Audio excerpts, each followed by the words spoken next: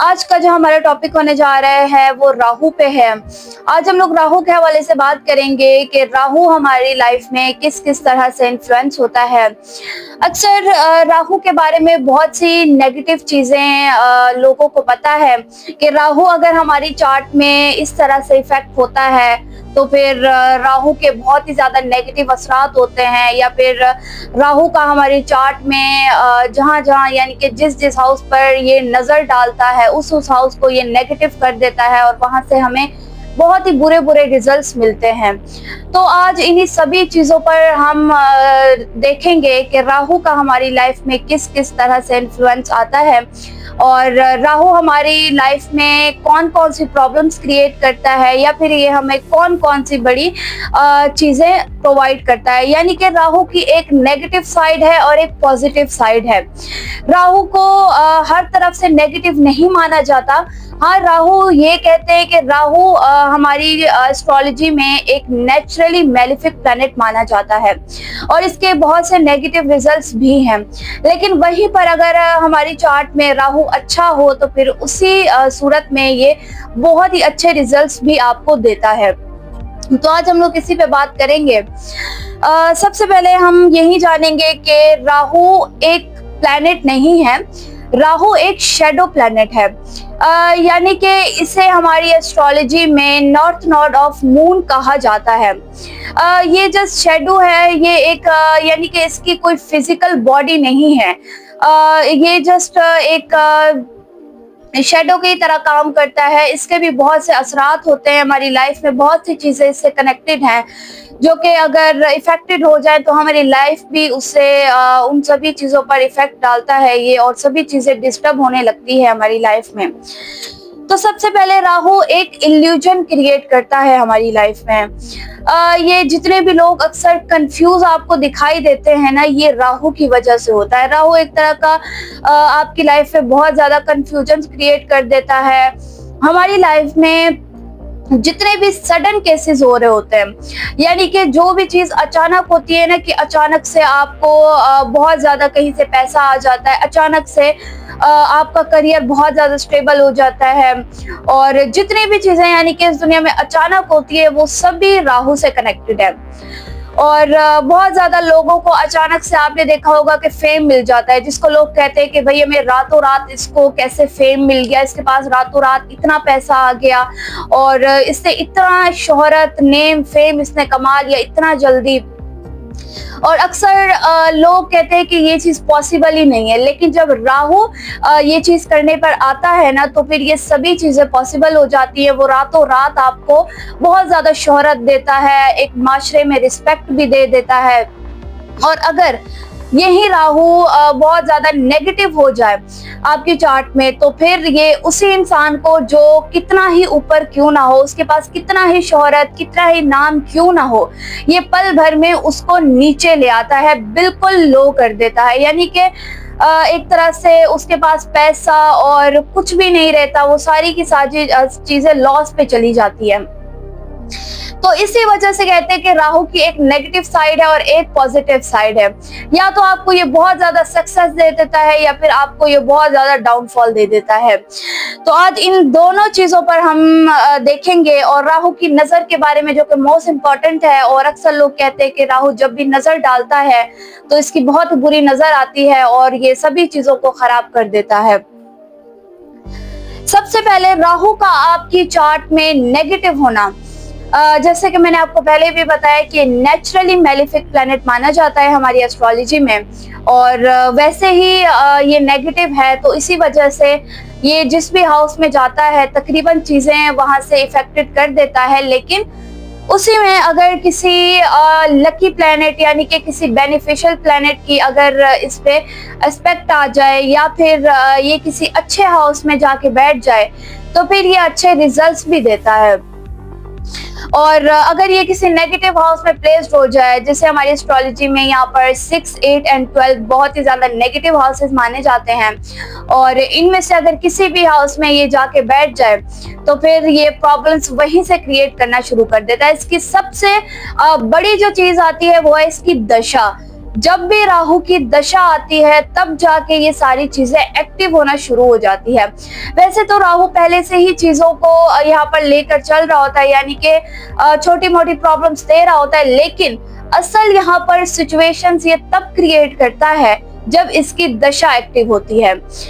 और अगर यह किसी नेगेटिव हाउस में हो तब आप लोगों की बहुत से काम के हवाले से बात करें तो पेमेंट्स रुक जाती है, क्लाइंट से आर्ग्यूमेंट होना, बिला वजह की बहस होना, और बहुत से आप लोग चीजों में अक्सर कंफ्यूज रहने लगते हो। यहाँ तक कि ये मैरिज पर भी बहुत ज्यादा इन्फ्लुएंस डालता है। किसी के भी चार्ट में अगर राहु 7th हाउस में मिल जाता है तो इसको बहुत ही बुरा योग माना जाता है, यानी कि हर हाल में, फिर ज्यादातर तो ये कहते हैं कि हर हाल में ये डाइवोर्स करवा देता है या सेपरेशन करवा देता है। लेकिन असल बात यह है कि राहु की जब भी यहाँ पर दशा एक्टिव होती है तो इसमें बहुत सी आप लोगों को एहतियातें भी करके चलनी होती है। ऐसे लोगों के घर जब भी रिश्ता आता है या प्रपोजल्स आते हैं, ऐसे लोग अक्सर अपने रिश्तों में कंफ्यूज हो जाते हैं कि मतलब कि सारी चीजें नॉर्मल है लेकिन फिर भी एक कोई ना कोई कंफ्यूजन क्रिएट हो रही है, बीच में एक इल्यूजन आ रहा है, मिसअंडरस्टैंडिंग्स हो रही हैं, तो ये सभी राहु क्रिएट करवाता है। बाकी राहु की यहाँ पर बहुत सी पॉजिटिव साइड्स भी हैं, उन पर भी हम बात करेंगे। राहु की दशा में जब भी राहु आपकी चार्ट में नेगेटिव होता है, इसका जो सबसे आप ज्यादा अंदाजा लगा सकते हो कि एग्जैक्टली में अभी राहु आपकी चार्ट में एक्टिव है, तो इसका सबसे बड़ा रीजन ये होता है कि आपकी लाइफ में ये चीजें आप फेस कर रहे होते हैं, यानी कि अचानक से आपके साथ बहुत ज्यादा स्कैम्स होने लगते हैं, फेक प्रॉमिसेस होते हैं, आप जिनसे भी आपकी पार्टनरशिप्स होती हैं वो आपको चीट करते हैं, आपको या तो आप बहुत ज्यादा किसी बहुत बड़े स्कैम में फंस जाते हो, या फिर ये मैनिपुलेशन का भी है, यानी कि आपको बहुत ज्यादा मैनिपुलेट लोग करते हैं, बहुत ज्यादा मैनिपुलेशन का सामना करते हैं। और इसमें यानी कि एक तरह से राहु की जब नेगेटिव दशा आती है और उसमें जब आप राहु के इस तरह के यानी कि राहु का जो सबसे बड़ा एक यहाँ पर फैक्ट है ये है कि राहु ये झूठ का प्लैनेट है, यानी कि राहु को सच से बिल्कुल नफरत है, ये सच बोलता ही नहीं है। जब भी किसी के चार्ट में हम फर्स्ट हाउस में राहु को प्लेस देखते हैं, जिसके चार्ट में भी यहाँ पर राहु फर्स्ट हाउस में प्लेस्ड होता है, तो इसका साफ एक पॉइंट ये होता है कि राहु जब भी फर्स्ट हाउस में हो तब ये प्रिडिक्शन की जाती है कि या तो ये इंसान बहुत ज्यादा झूठ बोलता होगा, यानी कि इसका सच से कोई भी ताल्लुक नहीं होता है, क्योंकि राहु को यहाँ पर सच से बिल्कुल ही नफरत है, ये इसका दुश्मन है, ट्रुथ इसका दुश्मन है। और ऐसे लोग अक्सर झूठ बोलते हैं, लोगों को चीट करते हैं, स्कैम्स वगैरह में इन्वॉल्व हो जाते हैं। और जब भी इसकी दशा आती है ना, सबसे बड़ा इसका ये होता है कि हमारी जितनी भी यहाँ पर यंग जनरेशन है वो ज्यादातर इस तरह के स्कैम्स और ड्रग्स हो गई, बहुत से अनएथिकल कामों में इन्वॉल्व हो जाती हैं, यानी कि उनको बस एक रास्ता राहु देता है, उसके बाद ये लोग खुद ही उस रास्ते पर चल पड़ते हैं। कोई ना कोई ये इनको एक ऐसी लालच देता है जो कि इंसान को जब वो एक लालच मिलती है तो फिर खुद ही वो उस रास्ते पर चला जाता है। इसकी राहु की दशा में जैसे मैंने आपको बताया कि वो बहुत ज्यादा लोग कंफ्यूज हो जाते हैं, तो इसी वजह से वो लोग इन बहुत ज्यादा अनएथिकल कामों में इन्वॉल्व हो जाते हैं। और सबसे ज्यादा फिर राहु उनको इसी वजह से यहाँ पर ट्रैप करता है और उनकी लाइफ में जितनी भी प्रॉब्लम्स आ रही होती हैं फिर वो खुद ही राहु को एक्टिव कर देते हैं। तो ये भी एक बहुत बड़ी यहाँ पर चीज है कि आप लोग खुद ही इंसान इस चीज को एक्टिव कर देता है राहु को। इन सभी चीजों में झूठ से बहुत ज्यादा जिन लोगों को प्यार होता है, झूठ बोलते हैं, चीटिंग फ्रॉड करते हैं, धोखाधड़ी के इस तरह के बहुत से केसेस में जब ये लोग इन्वॉल्व होते हैं तो ये लोग खुद ही राहु की साइड पर होते हैं। तो फिर राहु अचानक से भी इनको बहुत बड़ी बड़ी प्रॉब्लम्स को भी यहाँ पर फेस करवा देता है। तो फिर बाद में अक्सर लोगों की ये शिकायत भी होती है कि हमारी लाइफ में ऐसा सब कुछ क्यों हो रहा है, ये सारी चीजें। तो ये अक्सर ये लोग उनकी खुद की गलती होती है, क्योंकि जब भी राहु की दशा एक्टिव होती है आप लोगों को बहुत सी एहतियातें यहाँ पर करनी होती है। अगर आप राहु की दशा में ही आप उसके रिलेटेड काम कर रहे हैं, बहुत ज्यादा झूठ बोल रहे हैं, अनएथिकल कामों में बहुत ज्यादा इन्वॉल्व हो गए, आप बड़ों की रिस्पेक्ट नहीं करते, आपके ग्रैंडफादर हो गए, जितने भी आपके बड़े हैं आप उनकी रिस्पेक्ट करना भूल जाते हैं, उनसे बहुत ज्यादा यानी कि सख्त बिहेवियर रखते हैं, अजीब तरीके से बात करते हैं, तो फिर राहु खुद ही एक्टिव हो जाता है।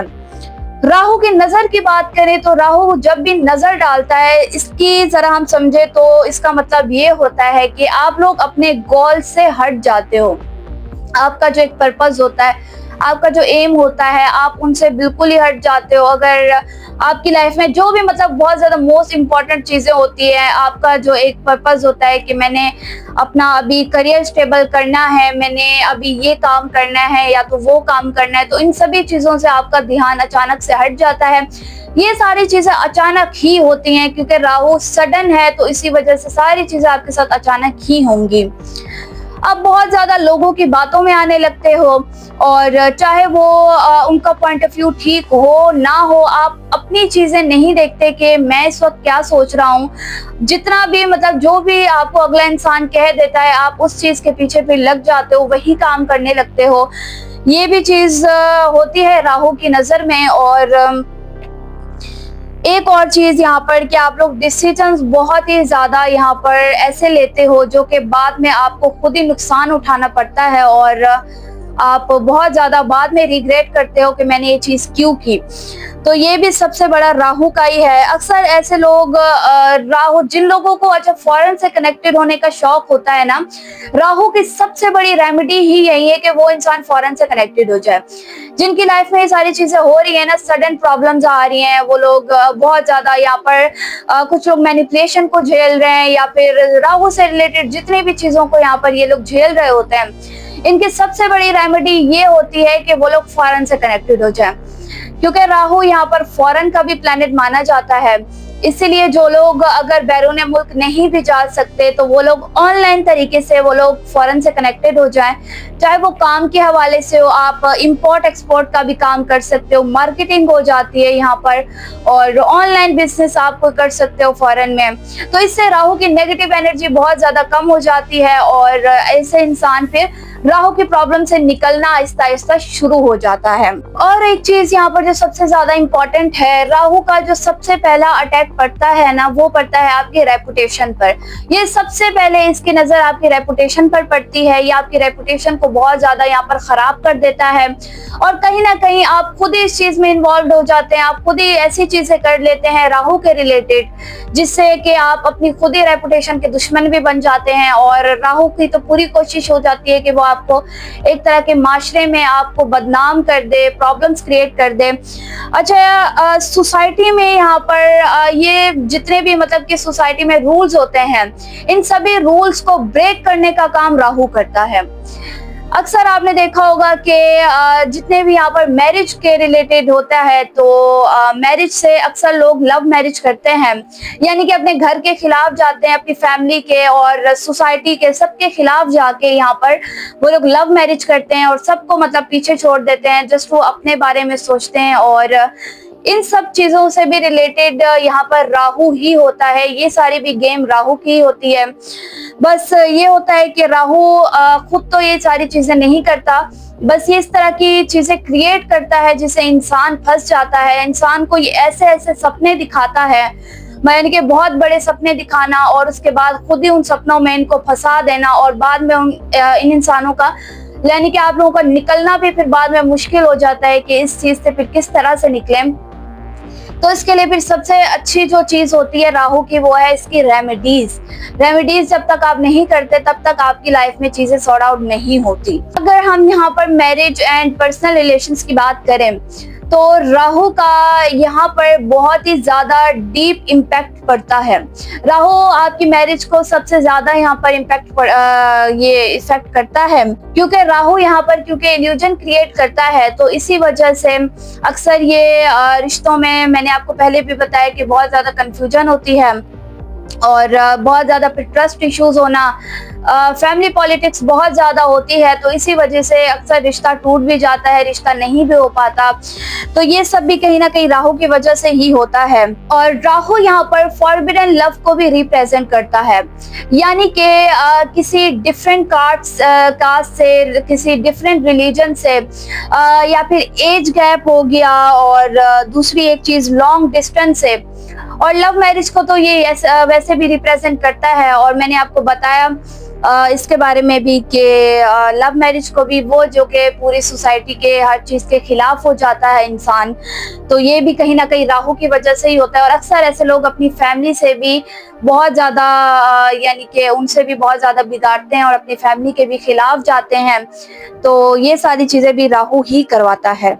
हेल्थ की बात करें तो जब भी राहु यहाँ पर हेल्थ पर आपके इम्पैक्ट डालता है, तब राहु सबसे पहले जो ये आपको डिजीज देता है, राहु एक ऐसी मिस्टीरियस डिजीज देता है जो कि डॉक्टर्स भी डायग्नोज नहीं कर सकते।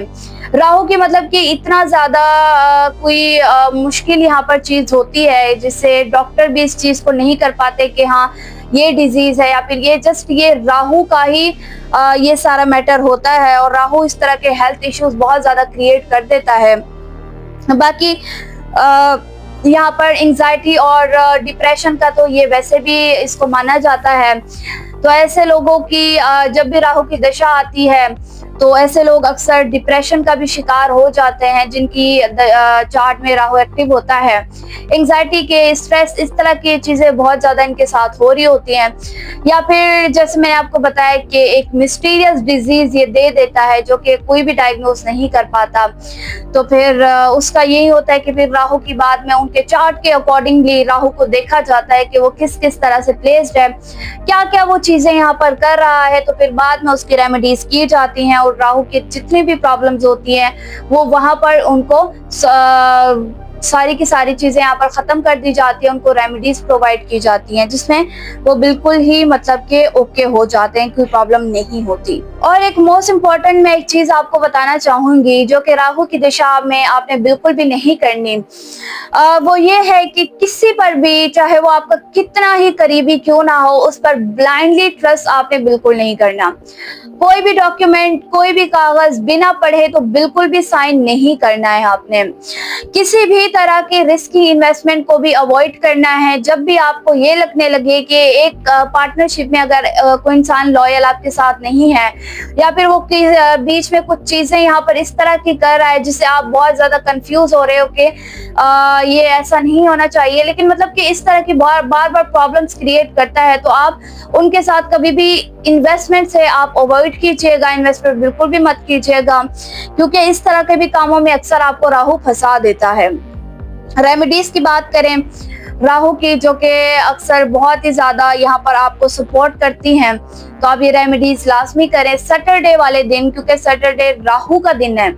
तो इस दिन को आपने सबसे ज्यादा किसी ब्लैक चीजों का सदका देना है। काले चने हो गए, काले यहाँ पर कपड़े हो गए, जितने भी यानी कि ब्लैक कलर में चीजें आती हैं ना, उन चीजों को आप डोनेट कर दें, किसी गरीब जरूरतमंद को आप दे दें। और दूसरी एक चीज यहाँ पर सूरह बकरा की तिलावत आप लाजमी किया करें, इंशाल्लाह ये भी आपके लिए बरकत का काम करेगा। और दूसरी यहाँ पर सबसे ज्यादा जरूरी आपने अपने बड़ों की रिस्पेक्ट करना है।